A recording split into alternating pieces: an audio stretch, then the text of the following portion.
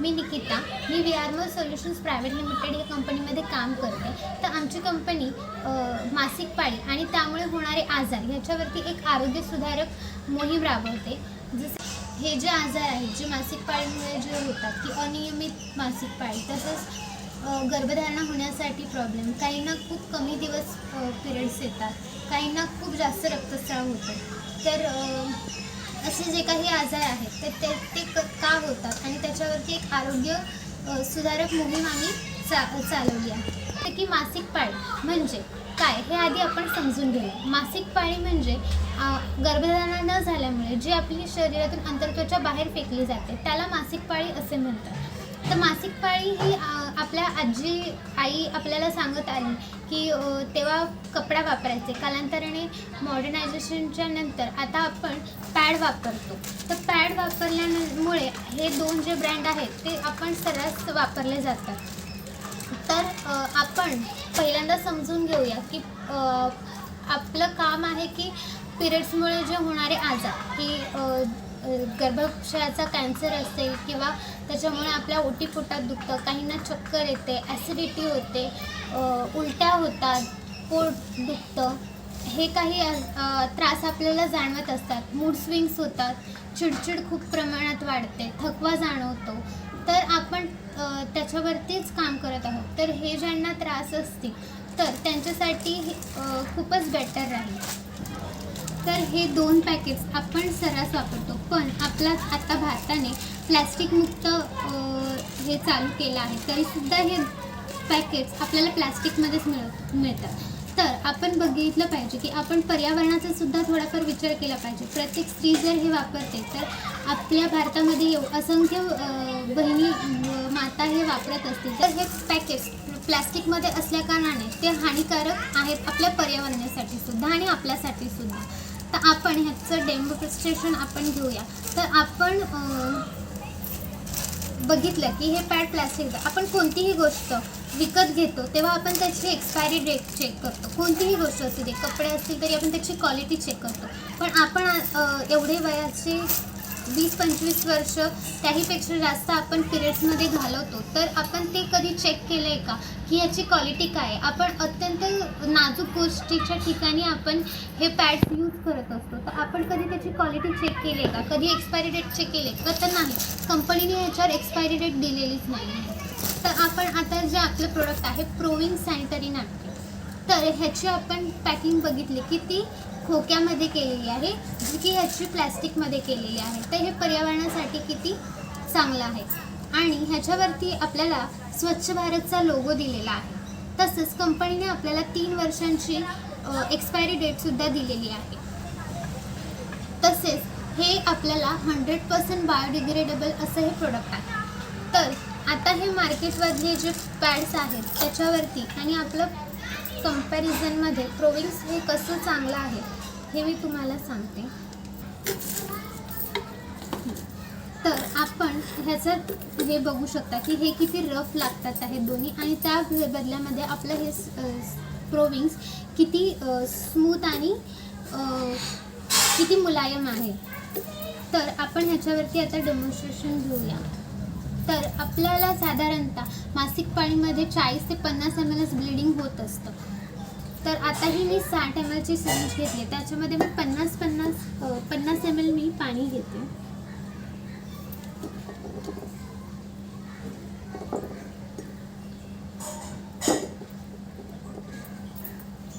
आता हे मी 50 ml पाणी घेतलेलं आहे ते मी पहिल्यांदा आपल्या मार्केट ब्रँड्सवरती टाकते.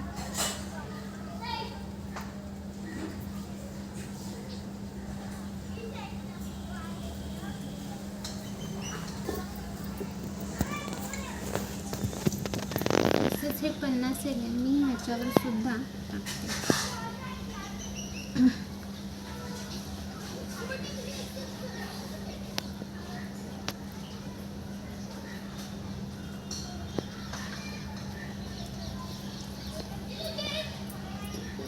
आणि आपल्या प्रोविंगवर सुद्धा मी 50 ml पाणी टाकते.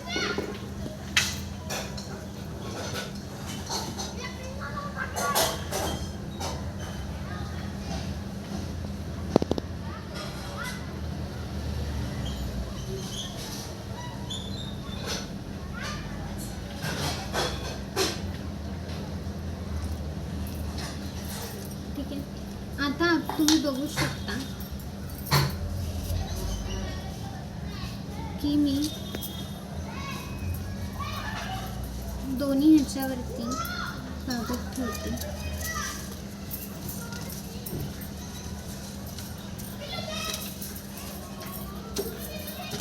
की तुम्ही त्याची ॲब्झॉर्ब कॅपॅसिटी बघू शकता की हा सुद्धा ओला झालेला आहे, हा सुद्धा पूर्णपणे ओला झालेला आहे आणि आपला प्रोविंग स्टाफ पूर्णपणे सुका आहे.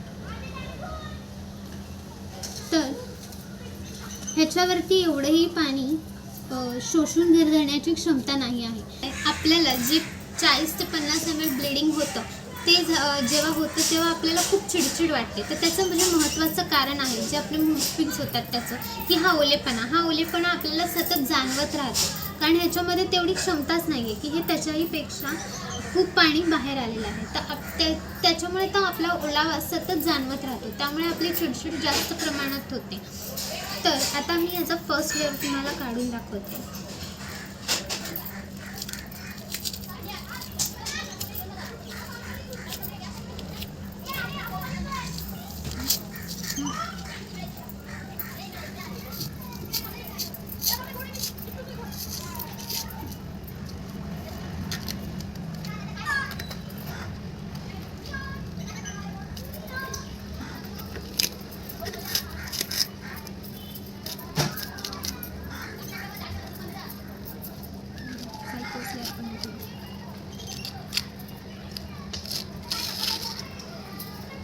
तुम्ही बघू शकता की हे जे याचं जे पहिलं वाला लेअर आहे तो प्लास्टिक आहे आणि आपण ताणू तितका ताणला जाता.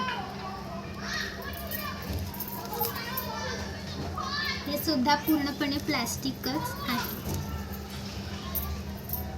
तर हा जो पहिला लेअर आहे हा नायलॉन प्लास्टिक आहे. आपण कपडे सुद्धा वापरताना नायलॉनचे कधी वापरत नाही.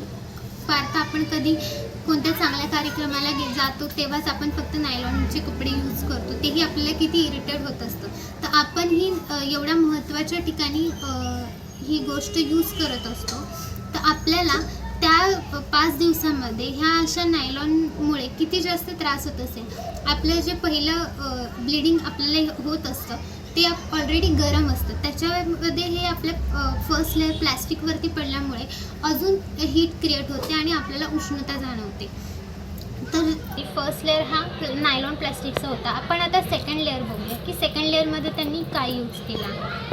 तर हा जो सेकंड लेअर आहे ह्याच्यामध्ये आपण 50 ml पाणी टाकलेलं, ह्याच्यामध्ये 50 ते आपण आपल्या प्रोविंग सॅनिटरी नॅपकिनवर टाकूया.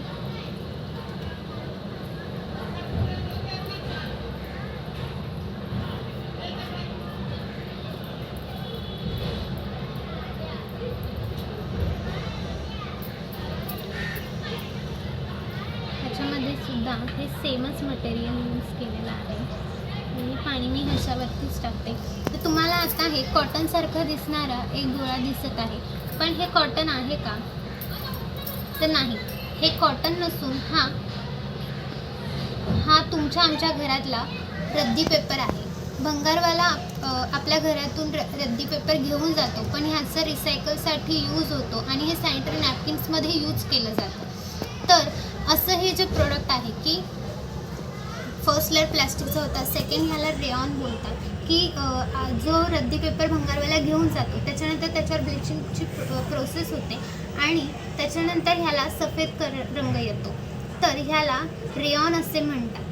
तर आपला फर्स्ट लेअर प्लॅस्टिकचा होता, त्याच्यानंतर ह्याच्यावरती आपलं ब्लड जातं आणि 2-3 मिनटातच ते अशुद्ध व्हायला सुरुवात होते.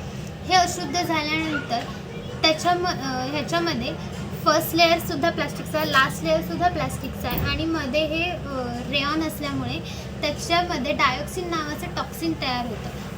तर या 5 दिवसामध्ये हे जे इन्फेक्शन ह्याच्यामध्ये तयार होतं ते आपल्या गर्भपिशवीचं तोंड हे 5 दिवस ओपन असतं, त्यामुळे हे झालेले इन्फेक्शन पुन्हा आपल्या युरिनरी ट्रॅकद्वारे आपल्या पुन्हा गर्भाशयात जातं आणि रक्ताच्या गाठी तयार होतात. तर आता आपल्या आजकाल ह्याच्यामध्ये की महिलांना, मुलींना की PCOS सारखे आजार होतात. तर त्याचं कारणच हे की हे जे इन्फेक्शन आत जातं आणि त्याच्यामुळे राईच्या आकाराच्या बारीक बारीक गाठी होतात. त्याच्यामुळे आपल्याला सिस्ट, गर्भाशयाचे कॅन्सर ह्यासारखे होणारे आजार हे आत्ताच्या काळामध्ये जास्त प्रमाणात वाढत आहे.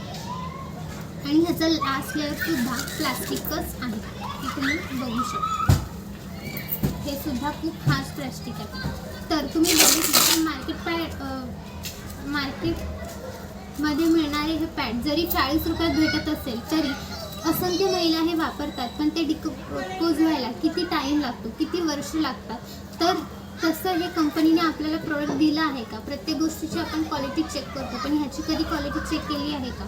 त्याच्यामध्ये वापरणारं इन्ग्रेडियंट्स आपण कधी चेक केले आहेत का? हा तर आपल्या घरातला रद्दी पेपर आहे, त्याला तो आपलं रक्त त्याच्यावरती पडल्यामुळे तो कागद सडायला तयार होतं, इन्फेक्शन तयार होतं. ह्या गोष्टींचा आपण कधी विचारच केला नाही आहे, त्यामुळे हे त्रास आपल्याला सतत वाढत आहे. तर आता आपण ह्याच्या नंतर आपण आपल्या प्रोडक्टचं हे बघूया की हे बघा, तुम्ही अजूनही बघू शकता की आपला पॅड हा सुखाचा आहे, अजूनही तो ओला झालेला नाही आहे. तर आता आपण बघूया की ह्याला दोन्ही साईडने लॉक सिस्टीम कंपनीने केली आहे की आपल्याला कपड्यांना चिकटू नये याच्यासाठी. मी तुम्हाला ओपन करून दाखवते.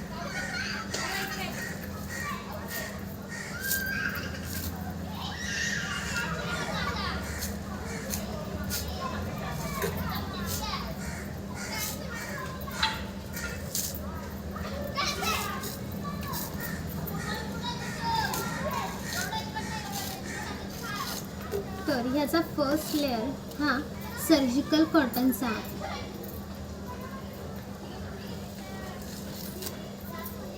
तुम्ही बघू शकता ह्याला जाळीदारपणा आहे.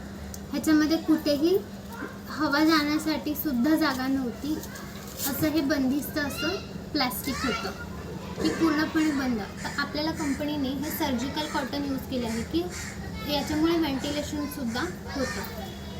तर हा फर्स्ट लेअर याचा सर्जिकल कॉटनचा. त्याच्यानंतर ही जी स्ट्रिप यूज केली आहे ग्राफीन अनायन्स स्ट्रिप, याला ग्राफीन अनायन्स स्ट्रिप बोलतात. ही अँटीबॅक्टेरियल आणि अँटी कॅन्सर आहे, याच्यामुळे तुम्हाला कॅन्सरही होणार नाही गर्भाशयात. तर ह्याच्यावरती 6100 निगेटिव्ह आयन्सचा यूज केलेला आहे, म्हणजे 6100 निगेटिव्ह आयन्सचा मारा केलेला आहे. तर मी तुम्हाला म्हटलं की या पॅड्समुळे किती त्रास होतात आणि काय आपल्याला होतं की पोट दुखतं आणि खूप सारे इचिंग, चिडचिडपणा हे होतं. पण आता आपल्या पॅड्समुळे ते कसं नाही होणार आहे, कसं आपल्याला हे पॅड्स पेनलेस पिरियड्समध्ये होणार आहेत ते मी तुम्हाला सांगते. फर्स्ट लेअर कॉटनचा आहे, प्लॅस्टिकचं नसल्यामुळे तुम्हाला असं काही रॅशेस वगैरे येणार नाही आहेत. त्याच्यानंतर ही जी स्ट्रिप यूज केलेली आहे ह्याच्यामुळे तुम्हाला काय होणार आहे की आपली जी गर्भाशयातून जे रक्त बाहेर येतं तेव्हा आपल्याला पंपिंग होत असतं, आकुंचन प्रसरण पावत असतं, तर आपल्याला तेव्हा ऑक्सिजन भेटत नाही. तर ही जी स्ट्रिप आहे ही ज्याच्यावर आपल्याला रक्तस्राव पडतो आणि ही स्ट्रिप जेव्हा ओली होते तेव्हा ह्याच्यातून आपल्याला ऑक्सिजन रिलीज होतो. तर त्यामुळे जेव्हा आपल्याला जेव्हा ऑक्सिजन भेटत नाही तेव्हा हे ऑक्सिजन देण्याचं काम करतं, त्यामुळे आपली पोटदुखी कमी होते. ठीक आहे. तर पोटदुखी किंवा चिडचिड होत नाही, कारण ह्याच्यामध्ये आपल्याला एकदम सुखेपणा जाणवतो, ओलावा ह्याच्यासारखा जाणवत नाही, त्यामुळे आपली चिडचिडही होत नाही, मूड स्विंग्स होत नाही आणि पोटदुखी, कंबरदुखी ह्यासारखे आजारही होत नाही. तसंच आपल्याला इन्फेक्शन होत नाही. काहीही इन्फेक्शन असेल तर ते हे ह्याच्याद्वारे बाहेर फेकलं जातं. हे पॅड तुम्ही जेव्हा पहिल्या एक पॅकेट अख्खं तुम्ही यूज करणार तेव्हा ही जी ग्राफीन अनायन्स स्ट्रिप आहे ही तुमच्या ते जे काही आतमध्ये इन्फेक्शन झालं असेल गर्भाशयामध्ये ते पूर्णपणे खेचून घेण्याचं काम करते. त्यामुळे पहिल्या महिन्यामध्ये तुम्हाला कदाचित जास्त ब्लिडिंग होऊ शकतं, कारण हे क्लिनिंग प्रोसेस करतं की आतमध्ये काही इन्फेक्शन होऊ नये ह्याच्यासाठी. ठीक आहे. अशी ही ग्राफीन अनायन्स स्ट्रिप आहे. त्याच्यानंतर आपण ह्याचा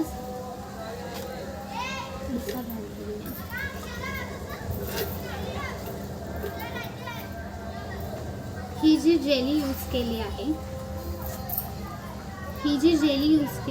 की तुम्ही असता की तुम्ही आता चेक केलं असतं की किती थंड आहे. तुम्हाला अशी उष्ण जे गरम आपलं रक्त बाहेर येत असतं ते तुम्हाला जाणवणारच नाही, कारण ही जेली एवढी थंडगार आहे. या जेलीला बोलतात सोडियम पॉलीएक्रेलिक जेल. हे असं जेल आहे की ही फ्रूट बेस्ड जेली आहे. सोडियम म्हणजे मीठ आणि ती पॉलीॲक्रेलिक म्हणजे ग्लुकोज. तर ग्लुकोजमध्ये पाणी किंवा रक्त शोषून घेण्याची शक्यता असते आणि मिठामुळे कोणतंही इन्फेक्शन होत नाही. तर हे जे उरलेलं पाणी आहे त्याच्यामध्ये सुद्धा मी ही जेली टाकते. आपण ऑलरेडी 50-50 ml पाणी टाकलं होतं आणि ह्या दोन्ही पॅड्सवरचं सुद्धा पाणी टाकलं होतं आणि ह्या उरलेल्या पाण्यामध्ये आपण ही जेली टाकलेली आहे. तर नंतरचाही हा भाग तुम्ही बघू शकता. हा फिल्टर पेपर आहे आणि कॉटनच आहे, त्यामुळे हे बायोडिग्रेडेबल आहे.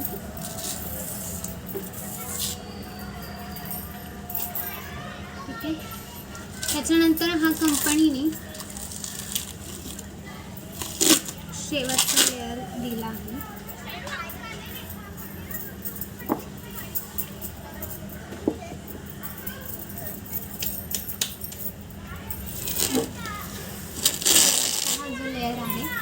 ह्याच्यामध्ये एकदम 5% प्लॅस्टिक यूज केला आहे, पण तेही बायोडिग्रेडेबल आहे. ठीक आहे. हे बायोडिग्रेडेबल असं प्लॅस्टिक आहे. आता तुम्ही बघितलं की पहिला लेअर सर्जिकल कॉटनचा होता, त्याच्यानंतर हे सुद्धा कॉटनच यूज केला आहे, त्याच्यानंतर मध्ये ही जेली यूज केली आहे. आणि जो कंपनी ह्याला जी बोलते की हा आपला पॅडचा आत्मा आहे, की ह्याच्यामुळे जे काही त्रास आहेत, जे महिलांचे जे प्रॉब्लेम्स आहेत ते ह्याच्यामुळे नष्ट होतात. तर आता आपण बघूया की एवढं पाणी असून सुद्धा ह्याची सोकिंग कॅपॅसिटी चेक करू शकता की हे एवढं पाणी असून सुद्धा हे खाली येत नाही आहे. ठीक आहे. तर असं हे आहे. तर हे धुताना आता मी ह्याच्यामध्ये मीठ टाकते.